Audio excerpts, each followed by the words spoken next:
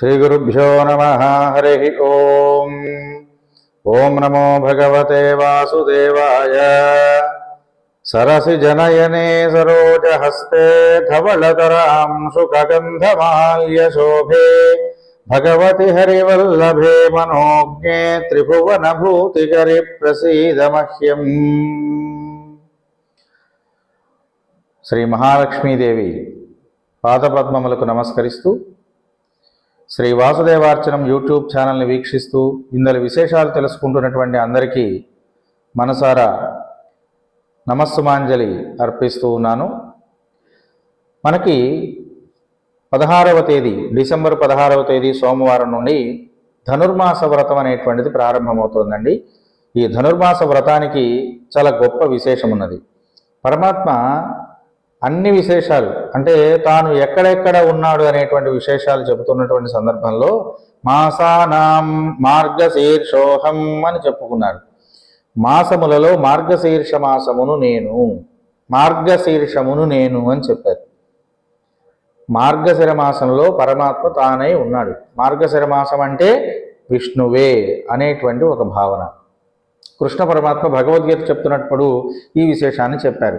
కనుక ఇక్కడ మార్గశిర మాసం యొక్క విశిష్టతలు చెప్పుకోవాలి అంటే పరమాత్మ యొక్క సాన్నిధ్యానికి మనకు చేర్చేటువంటిదే ఈ ధనుర్మాసము, మార్గశిర మాసము. ఇక్కడ ఒక చిన్న విశేషాన్ని చెప్పుకుందామండి. అసలు మార్గశీర్షం అనేటువంటి పదానికి అర్థం ఏమి చెప్పబడుతోంది?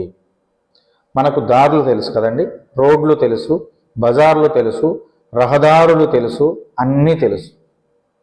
కానీ మార్గం అని దేనిని అంటాం? మార్గము అంటే మనం మామూలుగా సామెత కూడా వాడుతుంటాం చూసారా, ఏ మార్గము లేదు, ఇక ఎటువంటి దారి లేదు అని చెప్పడానికి ఏ మార్గము లేదు అనే పదాన్ని వాడతాం. ఇంకెప్పుడు కూడా మార్గం అనే పదాన్ని వాడట్లేదు మనం. ఎందువల్ల వాడట్లేదు అంటే మార్గము అనేటువంటి పదానికి ఒక మంచి అర్థం ఉంది. మామూలుగా మనం అందరం చనిపోయిన సందర్భంలో శ్మశాన స్థలానికి తీసుకెళ్ళడానికి ఒక దారి ఉంటుంది. ఎటు తిరిగి ఎటు నుంచి ఎట్లా వచ్చినా చివరికి ఆ దారిలో నుంచి వెళితేనే దానికి వెళ్తాం. అదిగో చూసారా, ఈ భౌతిక కాయం చివరిగా ప్రయాణం చేసేటువంటి దారినే మార్గము అంటారు. అది ఎక్కడికి వెళుతుంది? మోక్షాన్ని ప్రసాదించేటువంటి శ్మశాన స్థలికి వెళుతోంది, మహాప్రస్థానానికి చేరుతోంది. మహాప్రస్థానంలో ఏం జరుగుతుంది?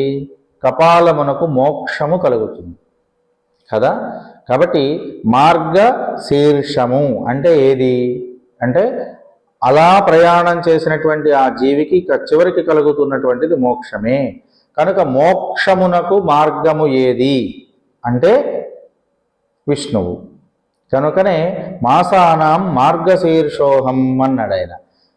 మోక్షమును నేను ఇస్తున్నాను, మానవ జన్మకు సార్థక్యాన్ని ప్రసాదించేవాడిని నేనే, దీన్ని తెలుసుకో అని చెబుతూ ఆయన ఒక మంచి విశేషాన్ని చెప్పాడు. మార్గశీర్షము, మార్గమునకు శీర్షము అంటే తలకాయ.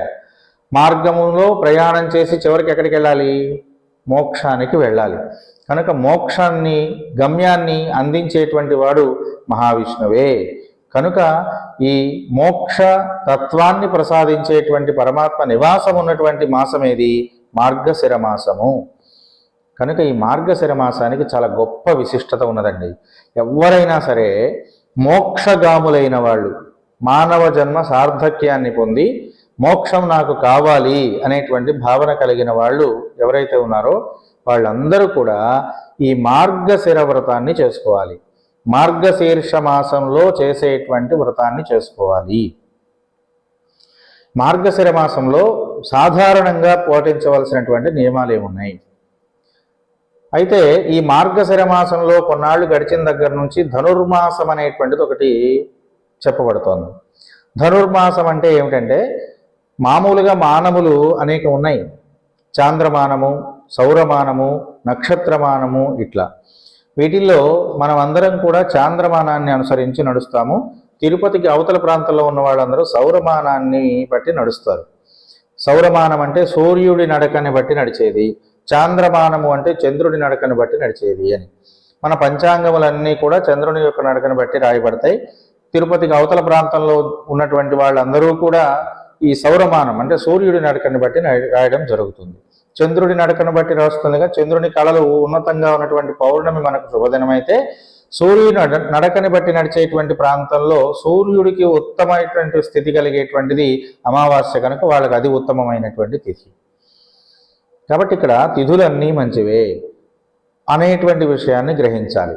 ఇంకొక చిన్న విషయం ఏమిటంటే, ఇక్కడ ధనుర్మాసము అనేటువంటిది ఎలా ప్రారంభమవుతుంది అంటే, సూర్యుడు ఒక రాశిలో నుండి ఇంకొక రాశిలోకి మారుతూ ఉంటాడు. అలా మారుతూ మారుతూ మారుతూ ఈ మార్గశిర మాసంలోకి వచ్చేసరికి సూర్యుడు ఏం చేస్తున్నాడంటే ధనురాశిలోకి ప్రవేశిస్తున్నాడు. ధనురాశిలోకి సూర్యుడు ప్రవేశిస్తున్నాడు కనుక ఆ సూర్యుడు ఆ ధనురాశిలో మరలా మకర రాశిలో ప్రవేశించేదాకా ఉంటాడు. దీన్నే మకర సంక్రమణము అని మనం పిలుస్తున్నాం. కాబట్టి సూర్యుడు ధనురాశిలో ప్రవేశించింది మొదలు మకర రాశిలో ప్రవేశించేంత వరకు ఉన్నటువంటి ఒక 30 రోజుల వ్యవధిని ధనుర్మాసము అని పిలుస్తున్నారు. ఇది 30 రోజులే ఉంటుంది కనుక మాస పరిధిని కలిగి ఉంది కనుక దానికి మాస పరిధిలో ఉన్న ధనుర్మాసము అని పిలిచారు. సూర్యుడు ఏ రాశిలోనూ ఇలా దాదాపుగా 30 రోజులు పరిపూర్ణంగా ఉండకపోవచ్చు, కానీ ఈ మాసంలో మాత్రం 30 రోజులు ధనురాశిలోనే ఉంటాడు. కనుక ఇక్కడ ధనుర్మాసం అనేటువంటిది పిలువబడుతోంది సూర్య భగవానుడి యొక్క నడకని బట్టి. అయితే భగవంతుడంటే వెలుగు అని సూర్యుడని మనం చెప్పుకుంటున్నాం కదా. కాంతిమయుడైనటువంటి పరమాత్మ మనల్ని అందరినీ అనుగ్రహిస్తున్నాడని కదా. కనుక ఇక్కడ సూర్య భగవానుడు అనేటువంటి వాడు విష్ణు స్వరూపుడై ధనురాశిలో నివసిస్తున్నాడు కనుక విష్ణువుకు ప్రాధాన్యత కలిగినటువంటి మాసం ఇది అని చెప్పారు. అట్లా విష్ణుమూర్తి యొక్క ఆరాధనలు చేయడం చేత మోక్షగాములు ఎవరైతే ఉన్నారో వాళ్ళందరికీ కూడా మోక్షము కలుగుతుంది. మోక్షం అంటే ఏమిటి? జన్మ సార్థక్యం. మనం అందరం ఎక్కడికి వెళ్ళాలనే ప్రయత్నం అండి. ఈ పనులన్నీ చేస్తున్నాం. దేనికోసం చేస్తున్నాము అంటే, హైందవ సమాజంలో హిందూ సంస్కృతిని ఆచరించేటువంటి వాళ్ళు, సనాతన ధర్మాన్ని అవలంబిస్తున్నటువంటి వాళ్ళందరూ కూడా కోరుకునేది ఏమిటి అంటే మోక్షమే. ఈ మోక్షములు 4 రకాలుగా చెప్పబడుతున్నాయి. అవేమిటివి అంటే, ఒకటి సాలోక్య ముక్తి. సాలోక్యము అంటే ఆ లోకం దాకా వెళ్ళడం. ఏ లోకము? స్వర్గలోకము అనేటువంటి దాని దాకా వెళ్ళడం. దీన్ని సత్యలోకం అని పిలుస్తారు, నాకలోకం అని కూడా పిలుస్తారు. నా అకము అంటే పాపరహితమైనది అని అర్థం. అలాంటి పాపరహితమైనటువంటి స్వర్గలోకం దాకా వెళ్ళడాన్ని సాలోక్యముక్తి అంటారు. అంటే మనకు భూమి మీద నుంచి పైన కూడా ఇంకా కొన్ని లోకాలు ఉన్నాయండి. 6 లోకాల తర్వాత 7వ లోకం సత్యలోకం. కాబట్టి ఈ లోకాలన్నీ దాటుకుని సత్యలోకం దాకా వెళ్ళగలిగితే దీన్ని సాలోక్యముక్తి అని అంటారు. అట్లాగే రెండవది సామీప్యముక్తి. సామీప్యము అంటే పరమాత్మ లోకం దాకా వెళ్ళాము, ఆయన దగ్గరికి వెళ్ళడం, ఆయన సమీపానికి వెళ్ళడం. దీన్ని సామీప్యముక్తి అని అంటారు. ఆయన దగ్గర తిరుగుతూ ఉండడం అన్నమాట. ఇక రెండవది అంటే ఇంకా బాగా పుణ్యం చేసుకున్నటువంటి వాళ్ళందరూ కూడా సామీప్యముక్తిని పొందుతారు. అక్కడ చక్కగా పరమాత్మ సేవ చేసుకుంటూ జీవితాన్ని గడుపుతున్నటువంటి వాడు ఎవరైతే ఉన్నారో ఆ మానవుడు సారూప్యముక్తిని పొందుతున్నాడు. సారూప్యము అంటే పరమాత్మలాగానే తను కూడా ఉంటాడు. మీరందరూ గమనిస్తే తెలుస్తుంది, దేవతలందరూ కూడా ఒకే రకంగా ఉన్నట్టుగా కనిపిస్తారు మనకి. ఎందుకు అలా కనపడుతున్నారు అని అంటే, వాళ్ళందరూ ఆ పరమాత్మ యొక్క అంశలే కనుక ఆ పరమాత్మ యొక్క స్వరూపంతోనే వీళ్ళందరూ ప్రకాశిస్తారు. దీన్నే సారూప్యముక్తి అని పిలుస్తారు. ఈ సారూప్యముక్తి తన రూపాన్ని పొంది వెధవ పనులు చేయకుండా తాను ఎలాగైతే ప్రపంచాన్ని కాపాడడం కోసం ప్రయత్నం చేస్తున్నాడో, లోక కళ్యాణం కోసం మాత్రమే తన యొక్క ప్రవర్తన పరిఢవిల్లుతూ ఉన్నదో, అలాంటి ప్రవర్తనతో ఎవరైతే ఉంటున్నారో అలాంటి వాడికి స్వామి ఏం చేస్తారట? సాయుజ్యముక్తిని ప్రసాదిస్తారట. సాయుజ్యం అంటే తనలో కలిపేసుకోవడం. సినిమాల్లో వీటిలో మనం చూసారండి, వీడు చనిపోగానే వీళ్ళలోంచి ఒక జ్యోతి లాంటిది ఒకటి వెళ్ళిపోయి ఆ పరమాత్మలో కలిసిపోతుంది. ఇదిగో ఇలా పరమాత్మలో కలిసిపోవడాన్నే సాయుజ్యముక్తి అంటారు. ఇదిగో ఇది వచ్చేదాకా పునర్జన్మ ఉంటూనే ఉంటుంది ప్రతి వాడికి కూడా. ఏదో ఒక రకమైనటువంటి జన్మ ఎత్తుతూనే ఉంటాం. ఎప్పుడు దాకా? సాయుజ్య ముక్తిని పొందేదాకా. కనుక మానవ జన్మ మనం ఎన్నో జన్మల తర్వాత వచ్చినటువంటిది కనుక ఈ జన్మ నుండి మనం సాయుజ్య ముక్తిని పొందేటువంటి అవకాశం ఉన్నది. కనుక పరమాత్మ యొక్క సేవ చేసుకుంటూ దాన ధర్మాది క్రతువులు ఆచరిస్తూ ఉన్నతమైనటువంటి ఉత్తమమైనటువంటి మార్గాల్ని అనుసరించడం అనేటువంటిది చేస్తే మోక్షం కలుగుతుంది. దీన్నే మోక్షము అంటున్నారు. సాయుజ్య ముక్తినే మోక్షం అంటారు. అలాంటి సాయుజ్య ముక్తిని మనకు ప్రసాదించగలిగేటువంటి మాసం ఏది అంటే ధనుర్మాసము. కనుక ప్రతి వాళ్ళు ఈ ధనుర్మాసంలో కొన్ని ప్రత్యేకమైనటువంటి నియమాల్ని ఆచరించాలి. ఆ నియమాలలో మొట్టమొదటిగా చెప్పబడుతున్నటువంటి నియమం ఏమిటి అంటే బ్రాహ్మీ ముహూర్తంలో నిద్రలేవడం. రాత్రిపూట 4 జాములు, పగలు 4 జాములు ఉంటాయండి. వీటిలో రాత్రిపూట ఉన్నటువంటి 4 జాములలో సూర్యాస్తమానం అంటే సూర్యుడు అస్తమించింది మొదలు ఒక 3:30 గంటల వరకు సుమారుగా మొదటి జాము అని పిలువబడుతుంది. ఈ జాములో ప్రతి వాళ్ళు స్నానం చేసేసి సాయంకాలం చేసేటువంటి అర్చనాది కార్యక్రమాలు చేసుకుని చక్కగా భోజనం చేసేసి ప్రశాంత చిత్తులై ఉండాలి. రెండవ జాము అంటే సుమారుగా 9:30, 10 గంటల ప్రాంతం నుండి 12, 12:30 గంటల వరకు ఒక 3:30 గంటల సమయాన్ని ఏమంటున్నారు అంటే రెండవ జాము అని పిలుస్తున్నారు. ఈ రెండవ జాములో కుటుంబ సంబంధమైనటువంటి సాంసారిక సంబంధమైనటువంటి విశేషాలన్నింటినీ కూడా అనుభవించడం లేదా ఆ సాంసారిక సంబంధమైనటువంటి అనుభవాలను మొదలైన వాటిని ఇతరులతో పంచుకోవడం ఇట్లాంటివి కుటుంబ సంబంధమైనటువంటి బాధ్యతలను గృహస్థులు స్వీకరించుకోవాలి. అట్లాగే ఇక 3వ జాము అంటే 12:30 గంటల ప్రాంతం నుంచి సుమారుగా మరలా 3:30 గంటల వరకు అంటే తెల్లవారుజామున 3:30, 4 గంటల వరకు కూడా 3వ జాము అని పిలువబడుతుంది. ఈ 3వ జాములో ఖచ్చితంగా అందరూ కూడా నిద్ర మాత్రమే పోవాలి. ఇలా నిద్రించినటువంటి మానవుడు తెల్లవారుజాము అని దానికి పేరు. 4వ జామునే తెల్లవారుజాము అంటారు. ఇది సుమారుగా 3:30 నుండి 4 గంటల ప్రాంతంలో ప్రారంభమై సూర్యోదయం వరకు ఉంటుంది. కాబట్టి బ్రాహ్మీ ముహూర్తము అని దేన్ని పిలుస్తారంటే సూర్యోదయానికి ఒక 40 నిమిషాల కంటే ముందు ఉన్నటువంటి సమయాన్ని బ్రాహ్మీ ముహూర్తము అని పిలుస్తారు. కాబట్టి బ్రాహ్మీ ముహూర్తంలో నిద్రలేవాలి. 4 గంటల ప్రాంతంలోనే నిద్రలేచి స్నానం చేయాలండి. అసలు ధనుర్మాస వ్రతంలో ఉన్న గొప్ప విశేషం ఏమిటంటే స్నానం ఆచరించడమే. దీన్ని స్నానవ్రతము అని కూడా పిలుస్తారు. తెల్లవారుజామునే బ్రాహ్మీ ముహూర్తంలో ప్రతి వాళ్ళు నిద్రలేవాలి. చల్లటి నీళ్లతోనే స్నానం ఆచరించాలి. అంతే తప్ప చలిగా ఉంటుంది కదా అని చెప్పి గోరువెచ్చటి నీళ్లు పోసుకోవడం ఇట్లాంటి పనులు చేయకూడదు. తల మీద స్నానం చేయాలి చల్లటి నీటితోటి. అట్లాగే ఈ నెల రోజులు కూడా పాలు, పెరుగు, అలాగే నెయ్యి ద్రవ్యాల్ని మనం తినకూడదు. పరమాత్మకు మాత్రమే నివేదన పెట్టాలి తప్ప మనం ఈ 3 పదార్థాలని స్వీకరించకుండా ఉండాలి. అంతేకాకుండా మార్గశిర మాసంలో పరమాత్మకి ఇష్టమైనటువంటి శ్రీకృష్ణ భగవానుడికి ఇష్టమైనటువంటి కృష్ణ భగవానుడి యొక్క లీలా విశేషాల గురించి చర్చించిన భాగవత పురాణాన్ని పారాయణ చేసుకోవడం, భాగవత పురాణాన్ని ప్రతిరోజు చదువుకోవడం లేదా భాగవతంలో ఉన్నటువంటి విశేషాలను తెలుసుకుంటూ ఉండడం ఇలాంటివి చేస్తే మంచి ఫలితాలు మనందరికీ కూడా లభిస్తాయి. అట్లాగే కృష్ణ సంబంధమైనటువంటి నామ జపం చేయడం, శ్రీకృష్ణ పరమాత్మ యొక్క నామ జపాన్ని చేసుకోవడం ద్వారా ఈ ధనుర్మాసంలో మంచి ఫలితాలు అందరికీ కూడా లభిస్తాయి. ఇవన్నీ మేము చేయలేమండి, ఏం చేస్తే మంచి ఫలితం కలుగుతుంది? విష్ణు సహస్రనామ స్తోత్రాన్ని పారాయణ చేయండి. లక్ష్మీ అష్టోత్తర శతనామ స్తోత్రముతో కూడుకుని ఉన్న విష్ణు సహస్రనామ స్తోత్ర పారాయణం చేసుకోవాలి. అందరూ కూడా విష్ణు సహస్రనామ స్తోత్ర పారాయణం చేయడం అంటే విష్ణు సహస్రనామ స్తోత్రం వరకు చదివేసి ఊరుకుంటే అది ఉపయోగపడదండి. లక్ష్మీ నారాయణులు ఎదురు ఉంటేనే అది శాంతం సానుకూలమవుతుంది. కనుక ముందుగా విష్ణు సహస్రనామ స్తోత్ర పారాయణ చేసి అది కాగానే లక్ష్మీ అష్టోత్తర శతనామ స్తోత్ర పారాయణ చేసి లక్ష్మీనారాయణులు ఇద్దరిని కూడా ధ్యానించాలి. అలా చేయడం చేత కూడా మంచి ఫలితాలు లభిస్తాయి.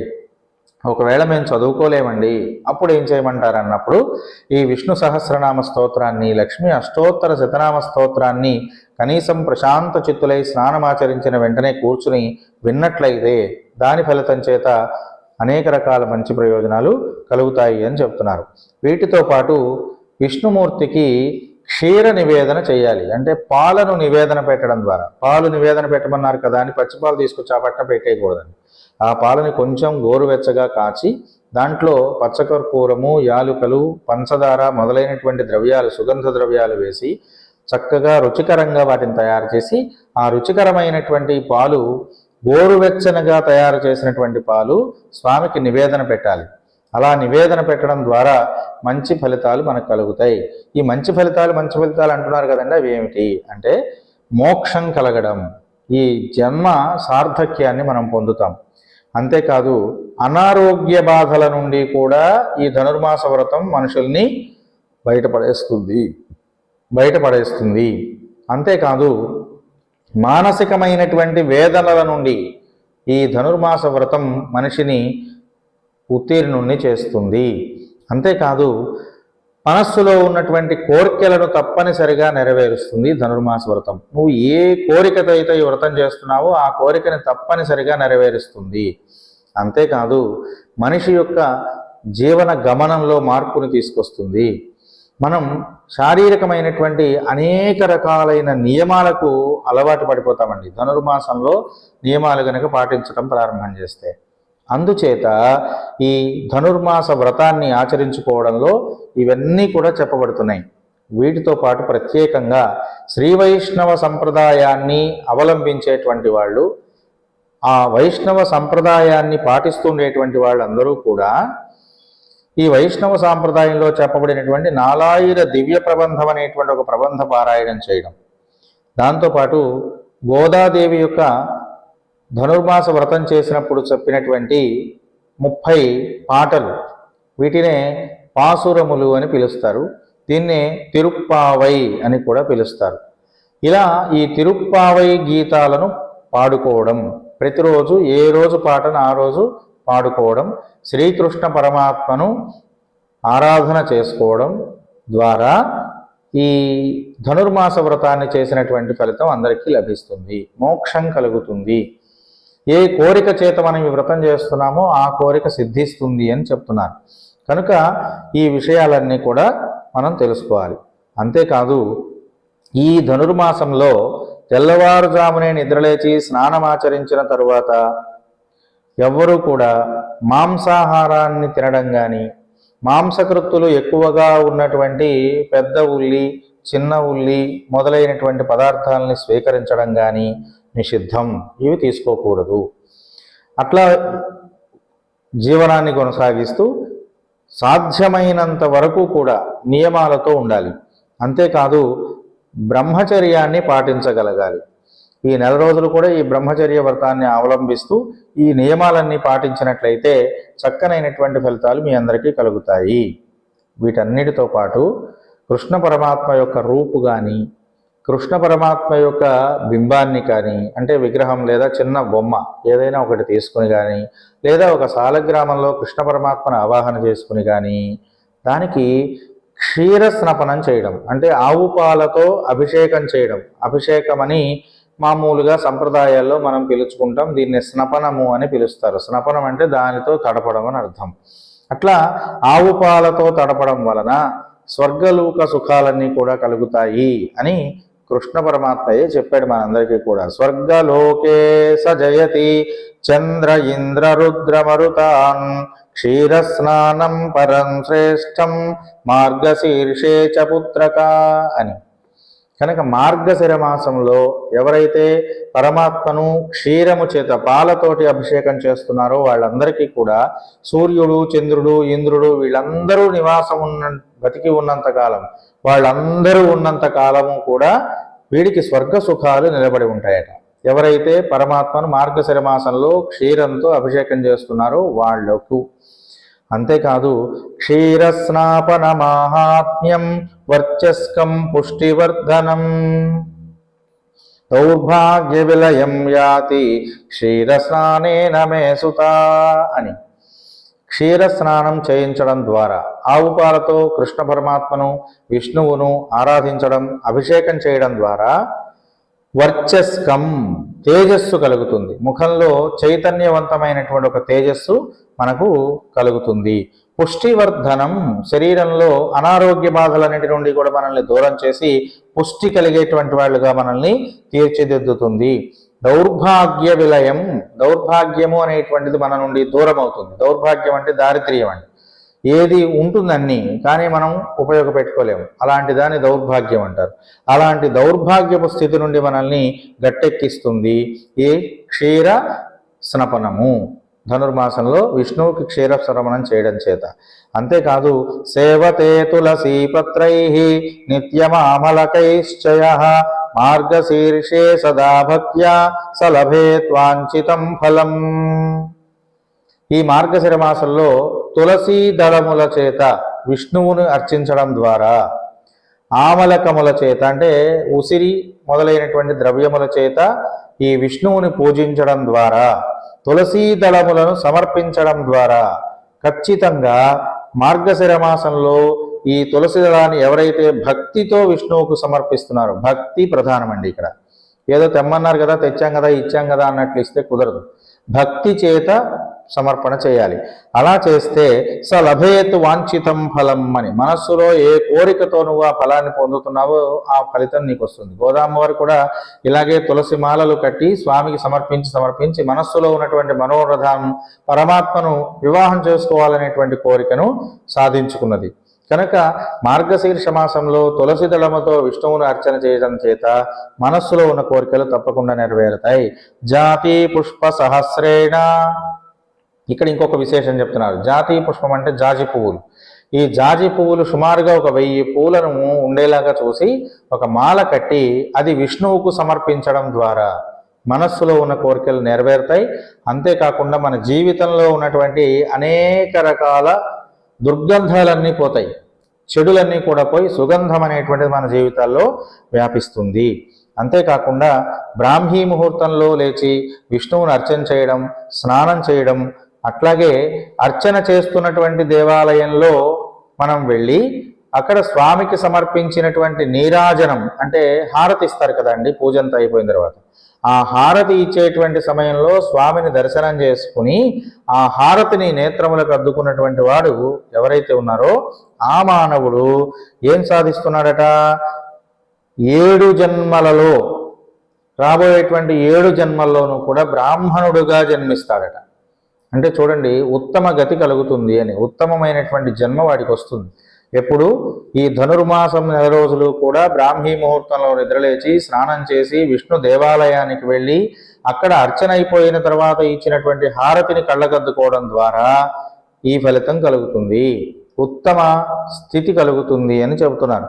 అట్లాగే పరమోత్కృష్టమైనటువంటి బ్రాహ్మణుల యొక్క జన్మ వాడికి లభిస్తుంది అంటూ ఈ ధనుర్మాస వైభవాన్ని చెబుతున్నారండి. దీంతో పాటు కృష్ణ నామ జపం చేయడం, శ్రీకృష్ణ శ్రీకృష్ణ శ్రీకృష్ణ అనుకుంటూ ఉండడం, లేదా కృష్ణ కృష్ణ అనేటువంటి కృష్ణ నామాన్ని జపిస్తూ ఉండడం. హరే రామ రామ రామ హరే హరే, హరే కృష్ణ కృష్ణ కృష్ణ హరే హరే అనేటువంటి నామాన్ని జపం చేయడం. ఇట్లా శ్రీకృష్ణ పరమాత్మ సంబంధమైనటువంటి నామ జపం ద్వారా ఈ ధనుర్మాసం యొక్క గొప్పతనాన్ని మనం తెలుసుకోగలుగుతున్నాం. ప్రతి వాళ్ళు ఎల్లుండి ఉదయాన్ని నుండి ధనుర్మాస స్నానాన్ని ఆచరించడం, ఇట్లాంటి ఈ నియమాలన్నీ పాటించడం అనేటువంటిది చేయండి. చక్కనైనటువంటి ఫలితాలు మీకు కలుగుతాయి. మీ మనోరథం నెరవేరుతుంది, మీ కష్టాలన్నీ తొలగుతాయి, అనారోగ్య బాధల నుండి మీరందరూ కూడా విముక్తులవుతారు, ఆరోగ్యవంతమైనటువంటి సుఖవంతమైనటువంటి జీవితాన్ని పొందుతారు. కాబట్టి ఈ ధనుర్మాసం మనకు వచ్చినటువంటి మహద్ అవకాశంగా భావించండి. పరమాత్మ మన కోసం ఇచ్చినటువంటిదిగా భావించి ప్రతి వాళ్ళు ఈ కైంకర్యాన్ని సేవించుకోండి అని చెప్పి అందరికీ తెలియజేస్తూ, రేపటి నుంచి ఈ ధనుర్మాసంలో ప్రతిరోజు చెప్పుకునేటువంటి ఈ గోదాదేవి స్తుతికి సంబంధించినటువంటి తిరుప్పావై శ్లోకాలు, తిరుప్పావైలో చెప్పబడుతున్నటువంటి పాసురాలు రోజు ఒక్క పాసురం చొప్పున ఆయా విశేషాలను గురించి కూడా తెలుసుకుందాం.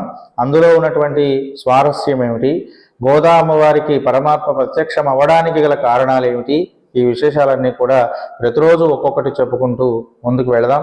ఈ విషయాలన్నీ కూడా అందరూ తెలుసుకుని పరమాత్మ యొక్క సాక్షాత్కారాన్ని పొందుతారని చెప్పి ఆశిస్తూ మీ దిట్టకవి గోపాలాచార్యులు. స్వస్తి సర్వేషాం సమస్త సన్మంగళాని భవంతు, లోకాః సమస్తాః సుఖినో భవంతు. స్వస్తి.